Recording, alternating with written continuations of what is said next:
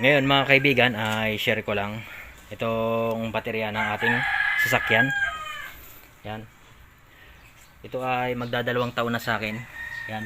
Bakit siya tumagal? Yan, ito yung mga sekreto ko mga kaibigan kung bakit tumagal itong baterya ng ating sasakyan. Hanggang ngayon malakas pa to.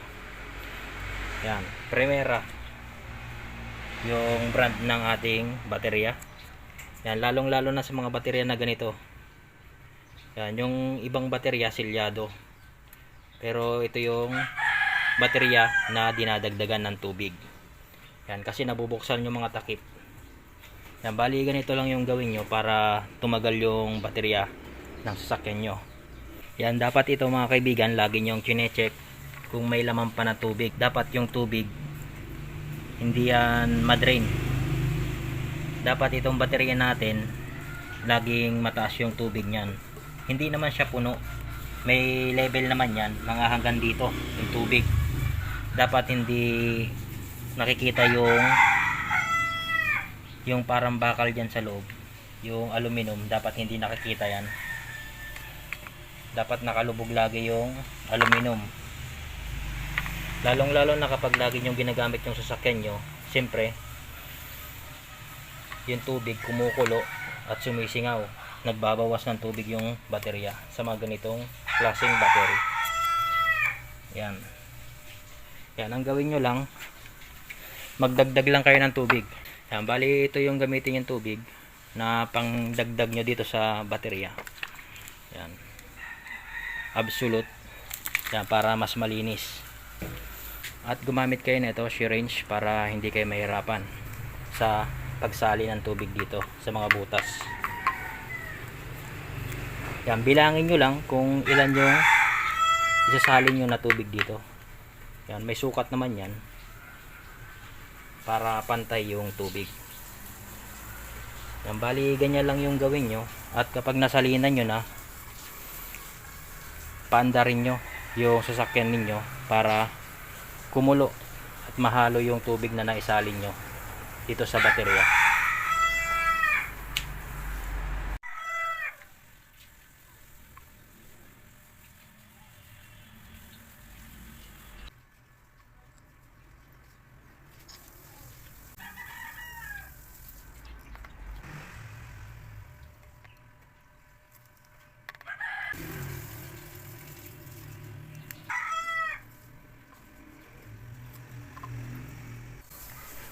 Ayan, bali okay na yan.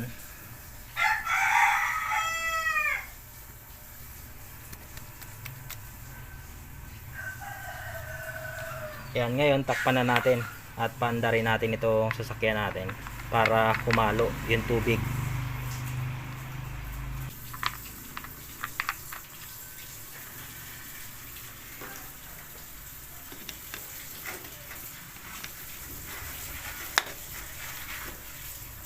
Bali yan, start na natin. Yan, okay na. Yan, hayaan lang muna natin na nakaandar mga 20 minutes siguro. Okay na siguro yan. Yan, bali ganyan lang yung gawin nyo mga kaibigan. Kung ganito yung klase ng baterya nyo, yung nadadagdagan ng tubig, yan, wag nyo lang hayaan na madrain. Kasi kapag na-drain yan, ay masisira yung baterya ng sasakyan nyo. Yan, ito ganyan yung ginagawa ko, kaya tumagal ng ganito yung baterya hanggang ngayon ay malakas pa. At pero dapat ginagamit nyo rin yung sasakyan nyo para kahit paano makapag-charge yung baterya. Kasi kapag naka-stack lang yung sasakyan nyo, hindi nagcha-charge yung battery, masisira yung baterya. Kaya dapat gamitin nyo rin yung sasakyan nyo.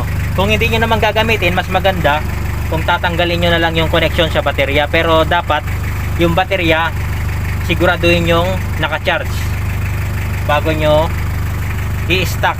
Kasi kapag walang charge yung baterya, masisira yung battery. Yan, bali ganyan lang. Yan, hanggang dito na lang mga kaibigan. Sana nagkaroon kayo ng konting idea sa video ito. Hanggang sa muli, God bless and ride safe.